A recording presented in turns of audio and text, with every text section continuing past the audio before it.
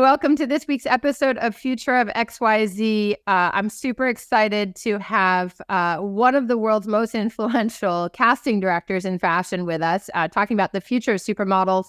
Ashley Brokaw, thanks for joining us on Future of XYZ today. Absolutely. Happy to be here. Well, we're recording this in summer because of your crazy travel schedule that works around the fashion weeks. But this episode is releasing at the beginning of Fashion Week in New York, which starts and kicks off, kind of this crazy, months-long bacchanalia kind of a long time. But I mean, we are talking about supermodels, but we're really talking about fashion and your background. I mean, you studied foreign affairs and diplomacy at Georgetown, which is kind of hilarious. And then decided that you were going to go into the wild political world of fashion. Which is very political, and you have to be very diplomatic. I will tell you that. I think that's absolutely true. And it's interesting to me because you started, you're American, but your young life was very international, born in Beirut, grew up really in London, and then came to the States. But you started at 17 as an intern with a film casting agent, which is really the only other place where fashion and film are the two places where this world of casting really exists, I think. And she was doing things for Martin Scorsese and Woody Allen. So you were really highly exposed. And then you went to 17 magazine before going to work for like the world famous Bruce Weber, who did Abercrombie and Fitch and things. I mean, you've really been in the world for a very long time. And you started your own agency in 2005. And I mean, we'll get to your background, but I mean, casting for Balenciaga, Louis Vuitton, Prada, Miu Miu, I mean, the Row, I mean, the list goes on, shows, advertising. I mean, I'm super curious always as a subject matter expert in this case, supermodels and casting. What is it that casting does in the fashion world, and what is its relationship with supermodels? Well, casting is kind of a new phenomenon. I mean, I would say within the last kind of 20 years. I mean, when I started, there were very few casting directors. And it's become, a casting director is really a bridge to the modeling agencies or the scouts and the brands.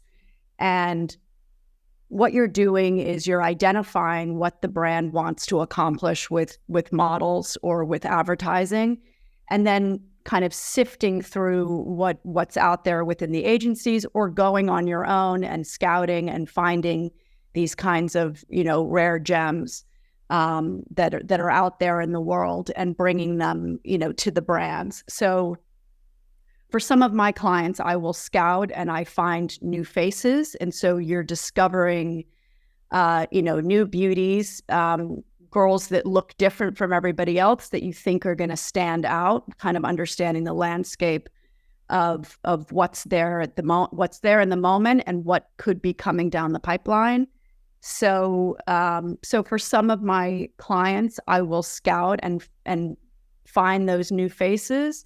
And then for others, it's really just, you're kind of pulling together, who's out there, who fits the aesthetic, maybe pushing a brand a little bit edgier if it needs to go edgier, or maybe it needs to be a bit more commercial. So you're kind of curating for them, an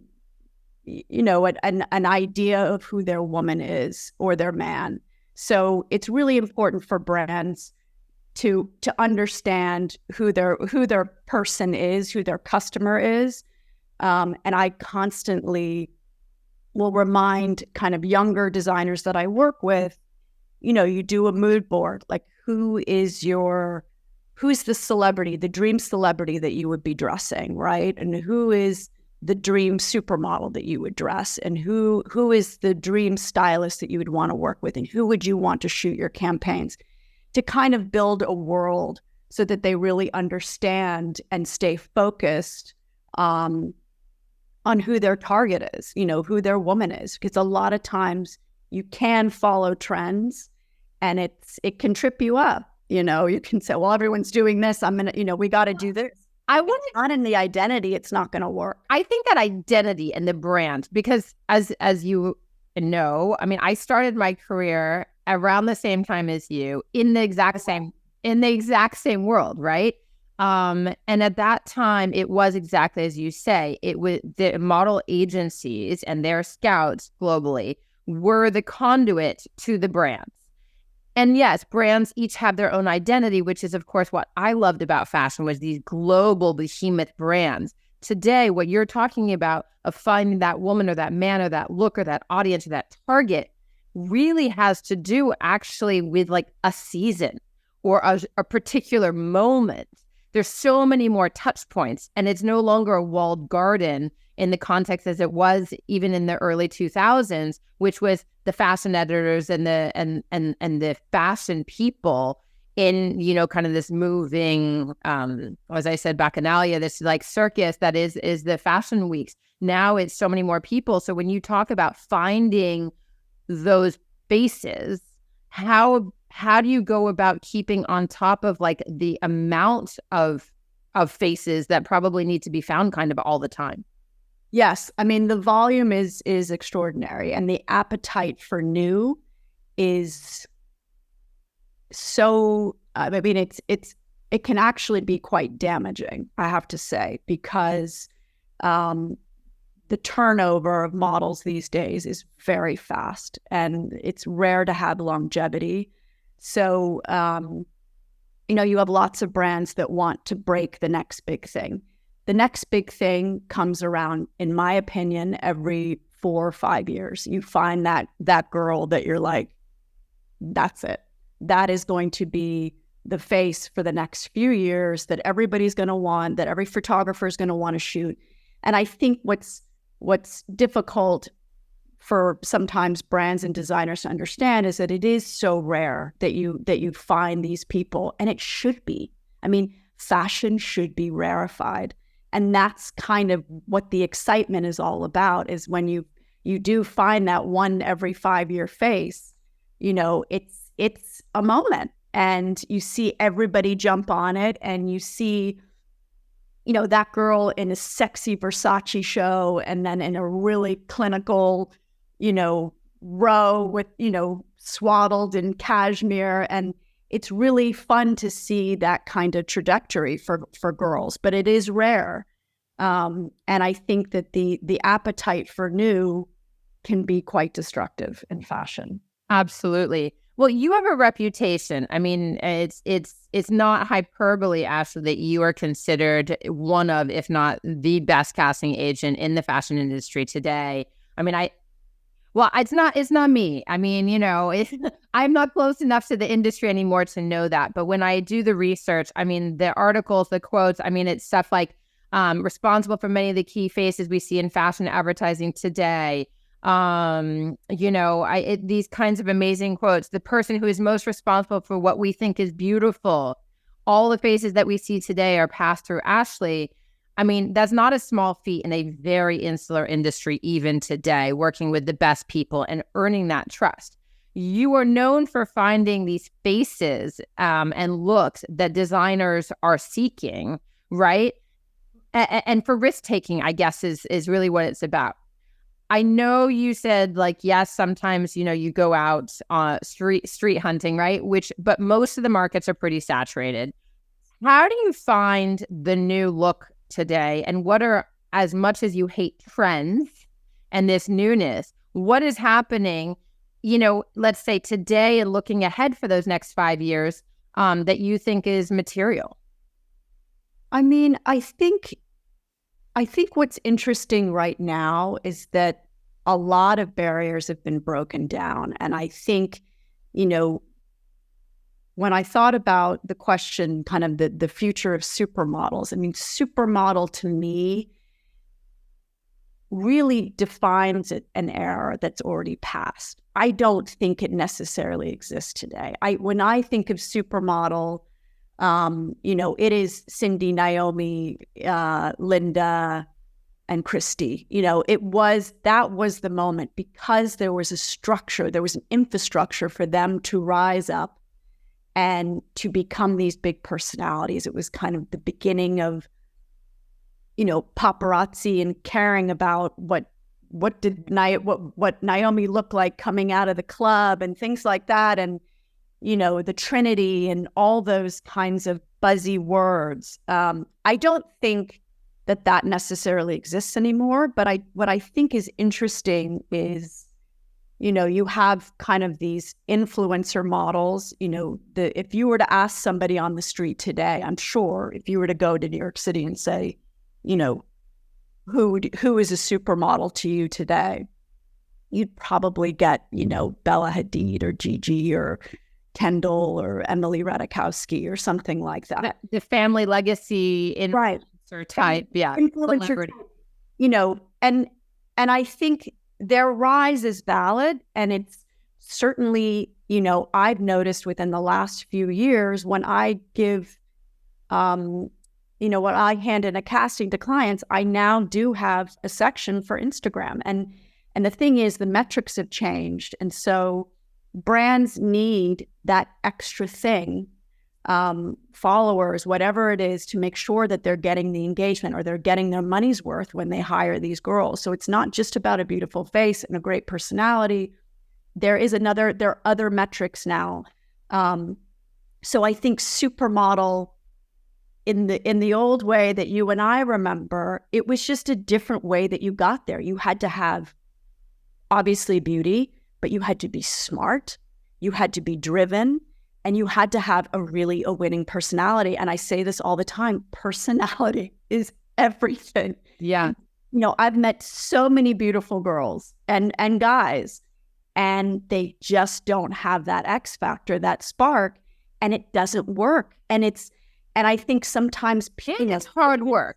I mean, that's the other thing. It's super hard work. I think the last kind of supermodel that I would say, really has that title is someone like Giselle.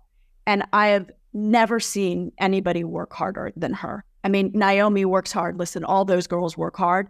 But in terms of that generation and being the last to be able to use that system, Giselle worked her butt off. I mean, professional, always upbeat, on time, gave a lot to photographers, to the camera, gave her everything, gave her all the time. And so I think that, again, that system isn't in place anymore. And there's other metrics to decide who becomes a supermodel. So when you're really looking at kind of grit and hard work and talent and all those things, I could give you a list of 3 girls that I think are supermodels that you would never know. Right. It's fascinating. And you mentioned like the Hadid sisters or the Jenner sisters. I mean, there is this celebrity kind of family legacy, Nepo baby kind of conversation, right? That people, because of social media, are already engaged with them, and they have the look and hopefully also the work ethic.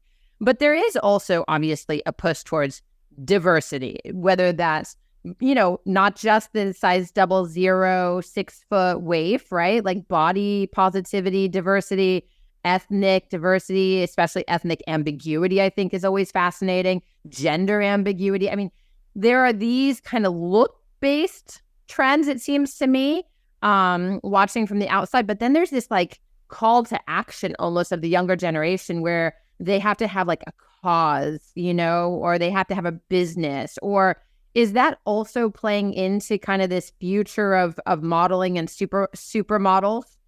Yes. I mean, it's part of the marketing. I mean, when you really think about it, magazines created the supermodel, and magazines have killed the supermodel because it's celebrities on the cover. And even now that magazines are being phased out and we're sitting there like this on our phones, absorbing content, you better have something to say. You better know how to manipulate TikTok and Instagram and those, social media behemoths. And yes, and to a certain extent, causes are really useful. You have to be able to be almost your own spokesperson, right? So you have to have something to say. Listen, there's tons of girls that make a great living doing runway that you never hear of and you never see, and they don't do interviews and they don't have Instagram, and they still do really well, and you would be shocked at how much money they make, and they buy their first apartment at 19.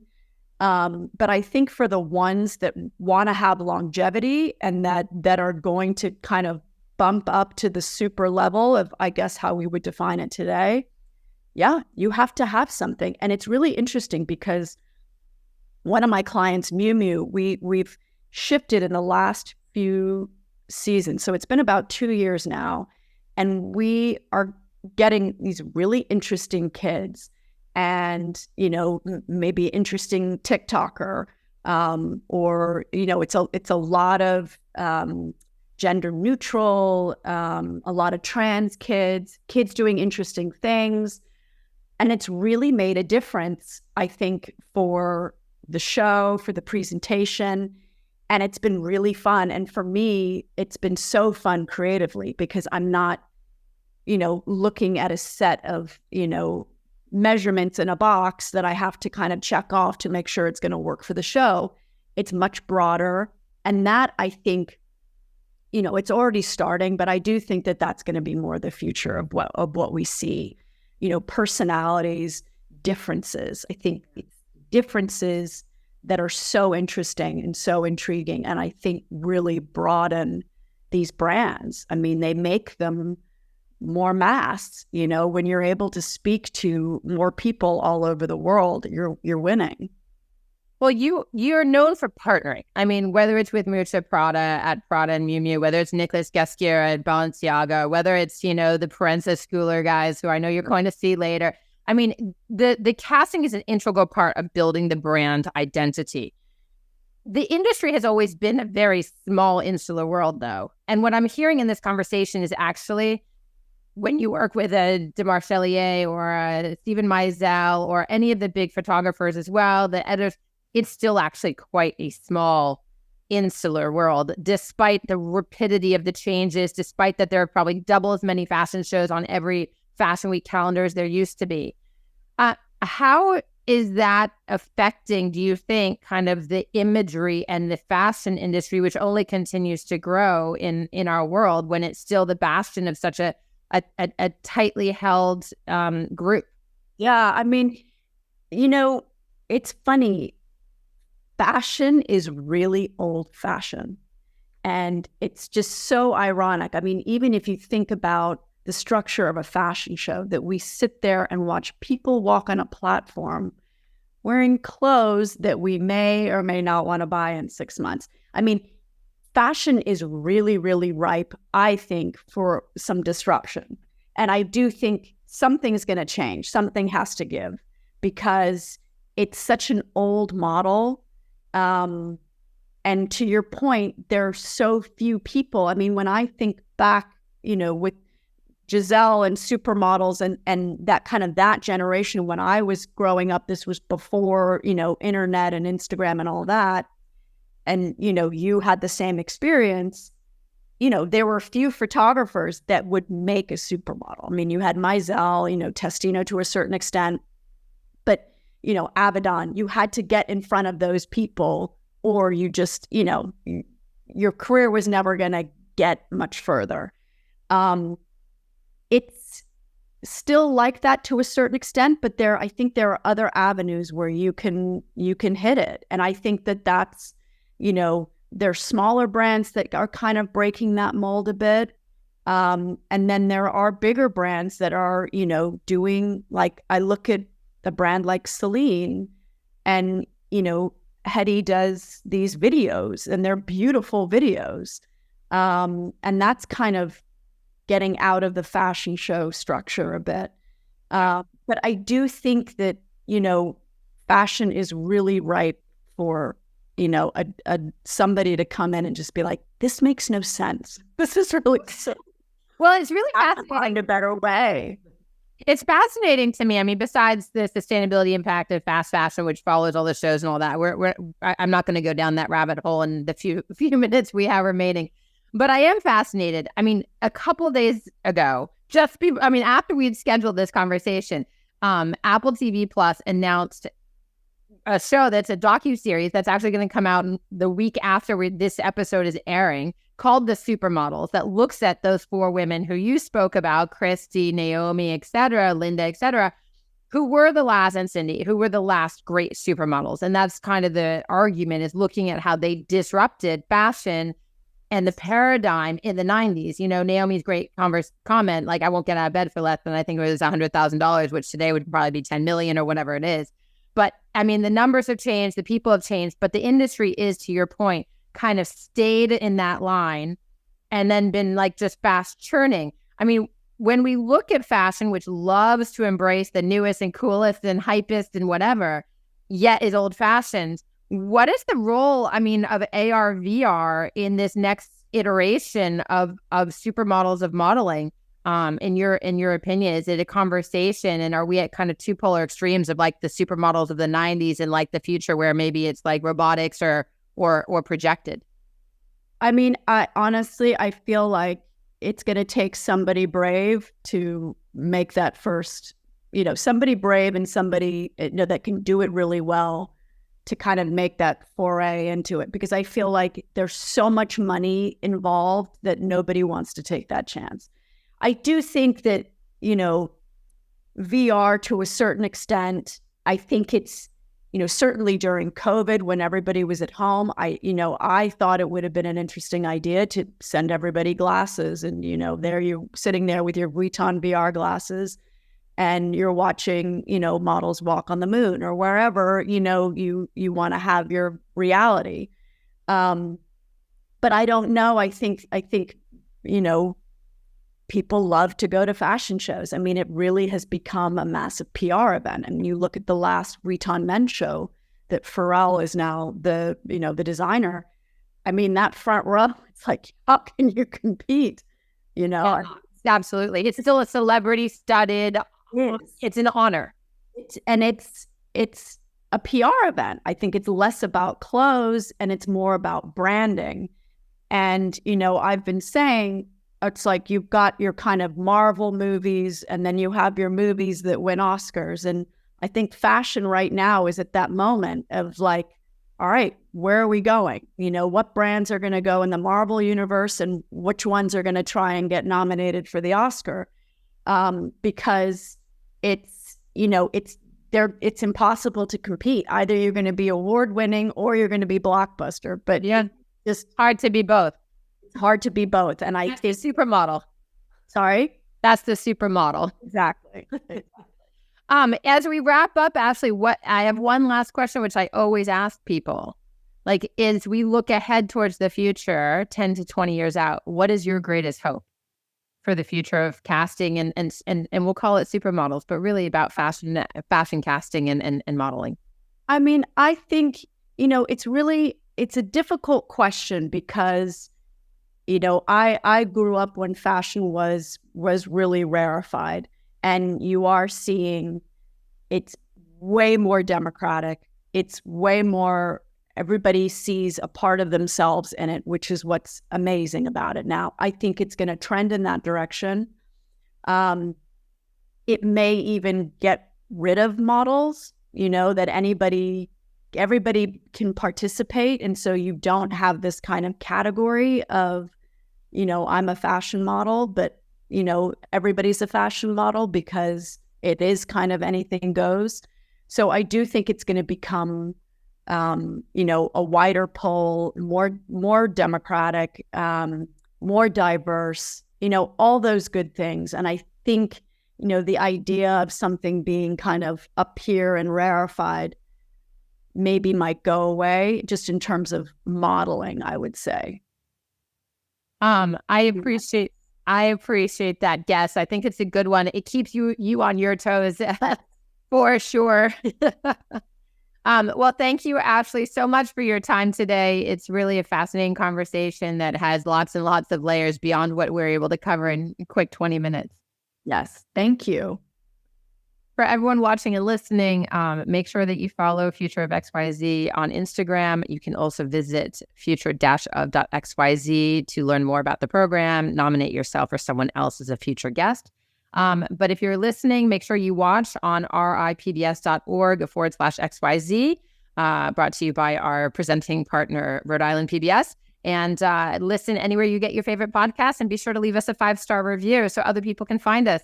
Ashley Brokaw, future of Supermodels, thank you, and good luck with this season. Thank you.